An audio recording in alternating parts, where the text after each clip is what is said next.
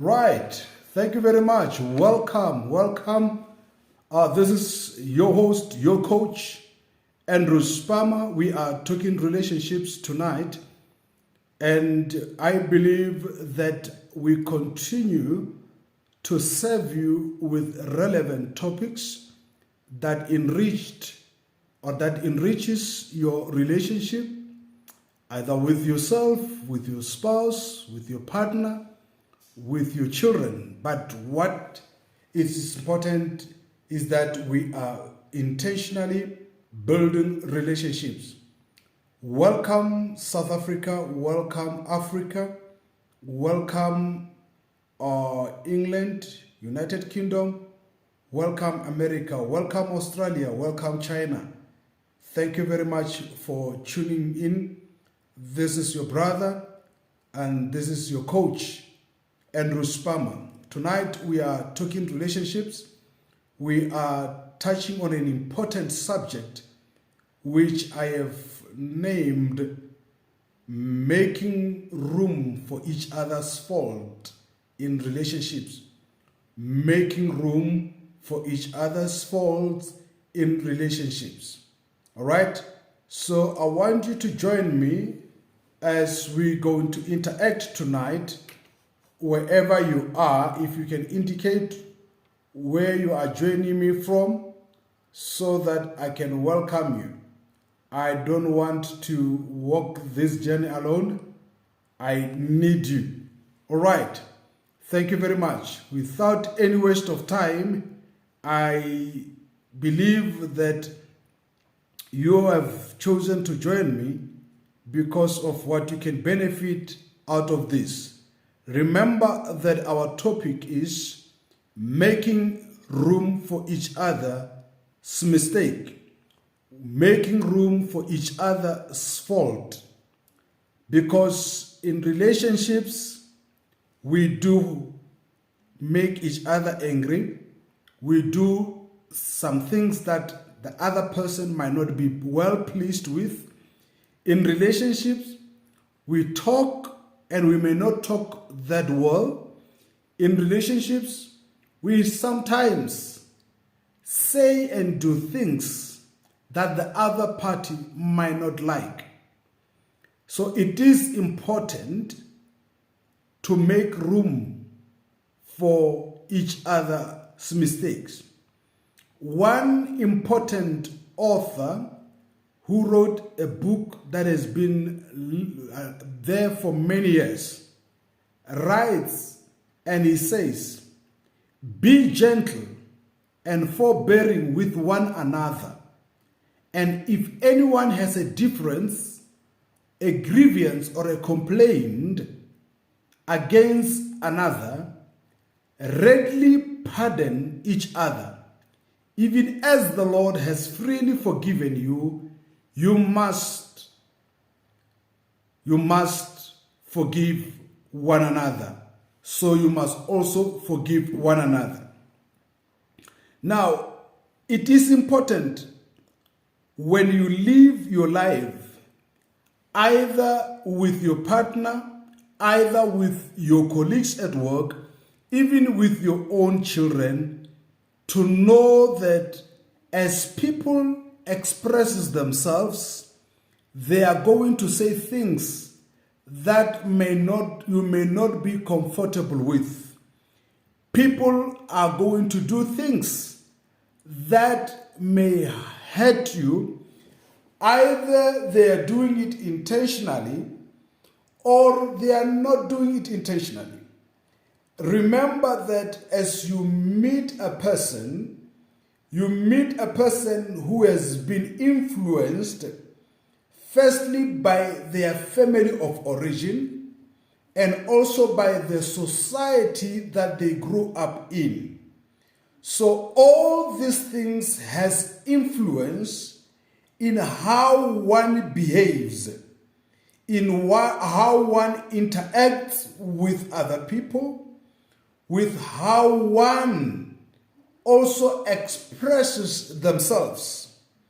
There are things that I might have learned from my parents that were good, that for my family were good, but when I meet with you as my wife or as my partner, you look at them and you can even look down on me and say to yourself, how can you do such a thing? And I am doing such because where I come from, how I grew up, that was acceptable. But when I come into the relationship, I need to understand that you've got a particular perception of the world, and I'm also having a different perspective of the world. So the writer Paul in Colossians chapter 3 verse 13, he's saying, let us make room for each other's mistakes. When you enter a relationship with a high moral, where you think that all that you think and say is right, you are going to have a challenge. You will never be able to understand your partner. You will miss the opportunity to understand your partner's perspective of life, because you're thinking that all that you were taught by your parents, all that you were taught by your society, all that you were taught by your religious beliefs is right. And as you go into relationship with that high moral ground, it is not easy to make room for each other's fault. Why should you make room for each other's fault? Why should you be gentle? Why should you be forbearing with one another? Because the writer here is clear that in life we do make mistakes. Yes, even if you may think that your moral standard is higher than anyone else, you also have got your own mistakes. So it is important that as you are feeling hard done by your partner, it is important as you feel that your partner is so wrong, you do an introspection. You look into your life, you look where you come from, you look at your beliefs that you think that they are right, and make room for your partner's mistakes. All right? The point, that is my first point. I want to say to you tonight that make room for each other's mistake. Know that as a husband, I am going to wrong you. Know that as my wife, you are going to wrong me. Know that your children are going to do something wrong. But all these things, as they come together, they create an opportunity for us to know each other better. They create these faults, these mistakes that we make in a relationship. They create an opportunity where we can appreciate each other's diversity, where we can understand that we are not from the same family. We are not from the same background. You know, we are not from the same, we don't have the same teachings. We don't have the same understanding of certain concepts. So it is important that as you come together with your person, as you come together with your spouse, you create and make a room for each other's mistakes. Point number 2 that I want to talk to you about is that when dealing with your partner, don't be quick to jump to conclusion. Don't be quick to jump to conclusion. The wise man Solomon writes that, yes, the first witness, don't be quick to jump to conclusion, because there might be a better explanation of what you have witnessed. Don't be quick to jump to conclusion and make a ruling without giving your partner an opportunity to state their point of view. Whatever you have seen, whatever you have witnessed, give the person the opportunity to express what was happening. There are some of us, even now it is almost a week, some of us is about 2 weeks, some is even a month, that we are angry with our partners because of something that we saw. We jumped to conclusion, and when you jump to conclusion, you approach a person already with a mind made up about what you have seen. So as such, when you jump to conclusion, you are building a wall that will block you from hearing the explanation of the other person.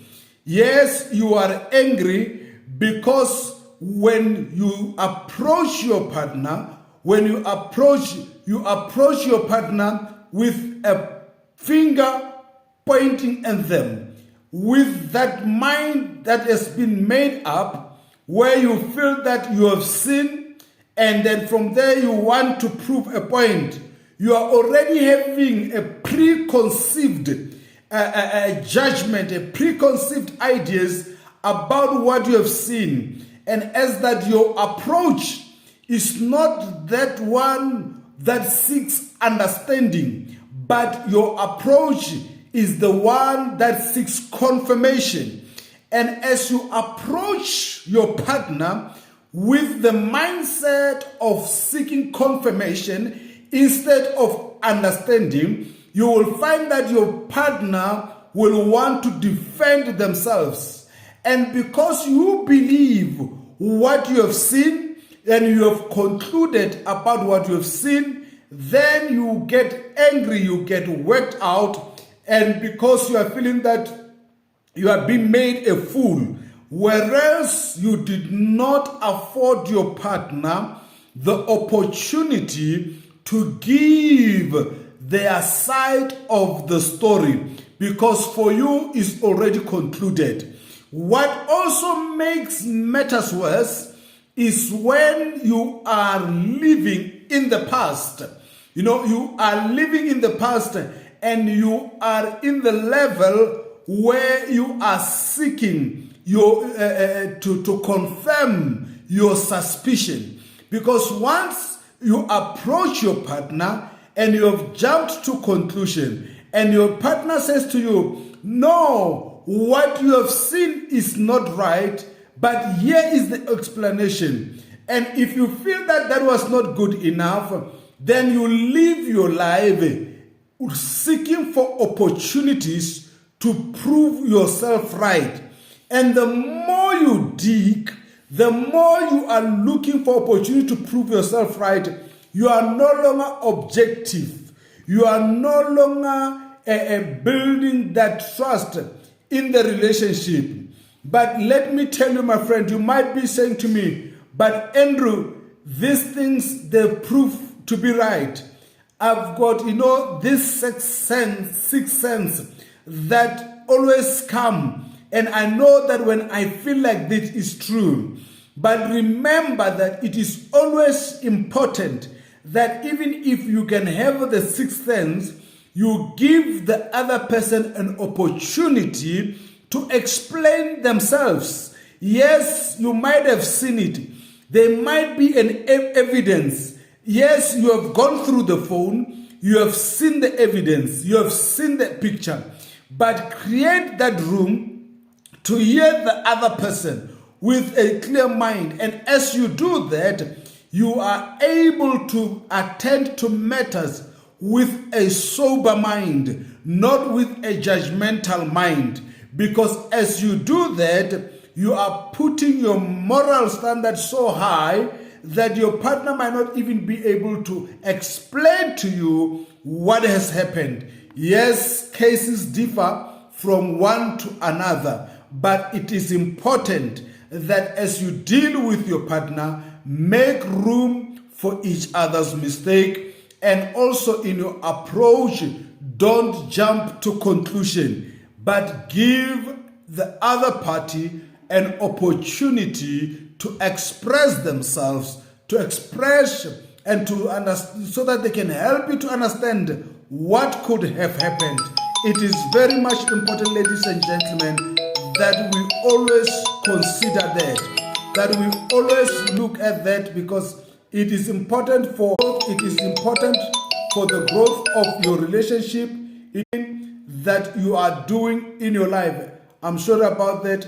There's someone that is trying to interrupt by calling. So it is important, ladies and gentlemen, that as we do our things, let us not jump to conclusion. Let us create room for each other's faults. Point number 3. We are not here to trap each other, but we are not here to be each other's accusers. There are some in our relationship where you are always watching your back, where you are living your life in fear. You are always cautious because you know that if it is not this, it will be this tomorrow. Especially where there has been cases of infidelity, where now your spouse has been unfaithful and now you use that against them. You have made a decision. If you have caught your spouse cheating on you, you've got the legal right, the spiritual rights, and whatever moral rights to can call it quit. So it is important that when you are back into the relationship, back into the marriage, and you have chosen that now you are going to rebuild the relationship, you must stop. You must stop. You cannot continue to trap your partner. You cannot continue to be your partner's accuser. Right? Especially when they have done wrong. When I have forgotten to buy the bread, I'm always reminded about the bread. You even make jokes about it in front of the children. You even make jokes about it in front of our friends. That, this one is very forgetful. I sent him to buy bread and the children sleep without eating because he forgot to buy bread. This one doesn't know direction. We always get lost.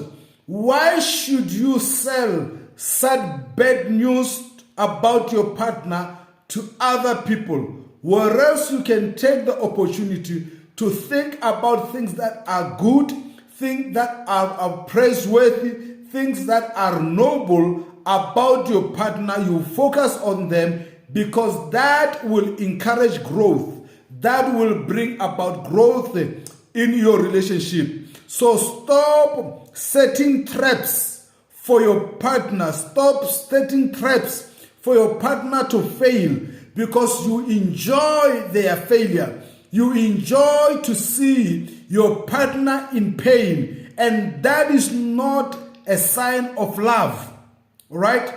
Love always look forward to build the other person. Love is not selfish. All right? Love always looks to make sure that the other person can benefit out of it. All right? You are not an accuser of your spouse. You are not an accuser of the person that you are in love with. Stop making allegations. Stop making accusations, unfounded accusations. Some of us is because of our previous experiences. And previous experiences might be some of the things that we saw from our parents or our uncles, our aunts, as we observe their relationships. Some is because we observe our parents' pains. We observe how our fathers used to cheat on our mothers, or on how our mothers used to cheat on our fathers. And we take those pains into our relationships. And now every time when your partner is late from work, or your partner is talking to someone on the phone, excuse me, you are already making accusations because you are damaged in your mind. All right? you've got trust issues that you don't even are not related to this relationship. You have carried baggages from your previous relationship, previous observation. You are bringing them into this relationship, and now you start setting traps. You start being an accuser of your partner. All right? Yes, some of these things, they are brought by our own unfaithfulness. When we can be like Ananias and Sapphira in the book of Acts, where we can plot evil and cook evil, both of us as husband and wife, or even before we could date, that destroyed the level of trust between us. We may think that we are cheating other people. No one will know what we have done. No one will know the steps that we have done. But let me tell you, when you two as a couple are able to plot evil, are able to plot something bad, you carry it out and then you keep it a secret, you are destroying each other's trust. Because tomorrow, when I'm telling you that I am going to a conference, you will remember how I used to cheat, how I used to lie, to say that I'm going to this place and I was not going there, coming to meet up with you. That is why some of you, you don't have respect for authority. You don't have respect for the leaders. You don't have respect for the pastors. You don't have respect for the counselors, because you plotted the two of you and you went and lied to someone who was an authority figure over your life. You went and you lied to someone who was maybe a pastor, to someone that was maybe a marriage counselor. You lied even to your parents, and that now has got an impact over your relationship, and that is where you've got trust issues and you become each other's accusers, and you end up setting traps for each other. And let me tell you, my friend, whatever you look for, you will find. If you want to see if your partner is cheating, yes, ultimately, you will find that they are cheating. So it is very much important. That is point number 3 we're talking about making room for each other's mistakes. Making room for each other's mistake in relationship. Point number 4, don't use wrongs against me, but help me to learn and I will grow. When I make a mistake in a relationship, a mistake obviously is not only going to affect me, but is going to affect you, because we are in this together. Whether it is a financial mistake, whether it is the wrong judgment of character, and I associate with the wrong people, hey, don't use that against me. Don't use the wrongs that your partner has done against them. Don't go around whipping them, tongues lashing them with their mistake, because that is condemnation. That is not helping your love life, but you are destroying that which you have. Remember that when I have done a mistake, I am feeling guilty, I am feeling bad already. So if I come to you and I confide in you about the wrongs that I have done, and then from there you use the wrongs against me, where you are you slash me into pieces. You go around even talking about the wrongs that I have done. You make me a topic of discussion with your family. You are destroying me. You are not helping me. You are destroying me, and you are denying me the opportunity to learn from my mistake and to grow from my mistakes. So let us not use the wrongs of the past to slash each other, to chop each other down, but let us use the wrongs of the past to grow and to become better. You cannot continue to call me names. You cannot continue to call me a cheater, a useless man, a good for nothing man because of my past mistakes. You are destroying me, but not only me, you are destroying yourself, but also the family and what we are trying to build together. So let us use the wrongs, right, to build each other. Let us use our failures to build each other. Let us use our mistakes to become better people. Because if we fail to do that, we are failing to learn. We are failing to use our mistakes as manure that will help our relationship to grow and to become better. All right? So let us help each other to learn from our mistakes. Let us help each other to grow because we make room for each other's mistakes. We make room for each other's mistake because we understand that in as much as we need to be forgiven, in as much as we don't want to be judged, in as much as we don't want to be accused, in as much as we don't want to see our partners setting traps for us, that the same thing that we don't want, remember that your partner doesn't also want them. They wouldn't like that to be done to them. So make a choice today. Make a choice today to say that I will use the wrongs that has happened in my relationship as a manure that will fertilize this relationship. We will grow to become better. We will grow to become wiser. We will not be bitter because of the things of the past, but we will take those bitter things, we will make sure that we use them as manure that will fertilize our relationship.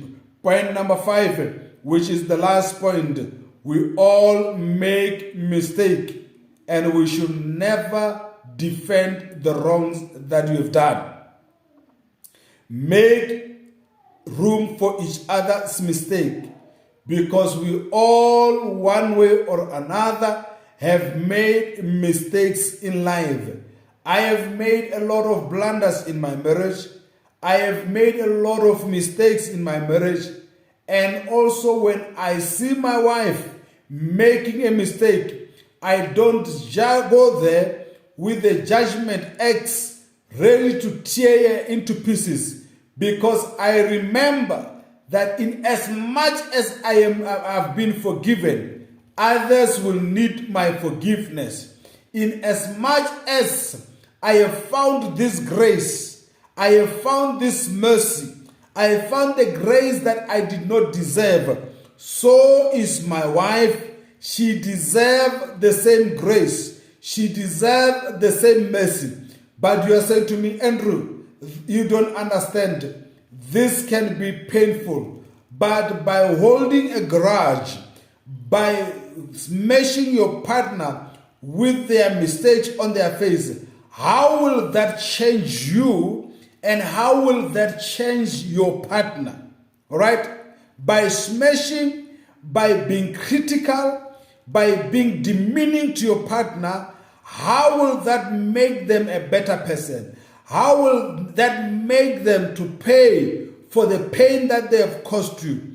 But no, we say that in as much as I've been afforded grace, I will extend the same arm of grace to my partner so that we can grow together, so that we can grow this marriage, so that we can grow this relationship as we become better people, as we become stronger people. My friends, remember, as it is written, be gentle with one another, be forbearing, forgive, be considerate in your conduct, be considerate, open your heart, and be sure that you are able to make room that your partner, the one that you love, will disappoint you. The partner that you admire will let you down. So make room for each other's mistake and be ready to forgive. Be quick to forgive, because that will make you a better person, that will grow you, that will make you a winner, and together we will be able to build these relationships that changes lives, and above all, the relationships that change us. My friends, I thank you that you have taken the opportunity to join me tonight as we talk relationships with Andrew Spammer. I'm inviting you tomorrow at around 3:30. We will be on Radio Bob, and then also in the evening at around between 7:30 and 8:30, we are on TUT FM, where we will also be talking about relationships. We also want to thank God for the opportunity that has opened up in one of the community radio stations, and I'll soon give you the details. But one thing that I can tell you is that we've got a slot every Wednesday during the day where we will be talking to the communities in the Mole municipality. If I'm not wrong, Mole municipality, there's a radio station that we are finalizing the deals and the topics, and we'll also be running a show there. Above all, let us continue to build relationships. Let us continue to become better people, better spouses to live with, because we make room for each other's mistake. We don't jump to conclusion. We don't set traps for each other, and we are not each other's accusers. And we don't use the wrongs to whip each other. Lastly, we know that we all make mistakes, so we will never defend our wrongs. When we are wrong, we will accept that I am wrong, and together we will grow this relationship. Thank you very much. This is your brother. This is your coach, Andrew Spammer. May God bless you and keep you. Thank you very much. This will be shared on our YouTube channel and also on our Facebook page. Continue listening, and God bless. Good night.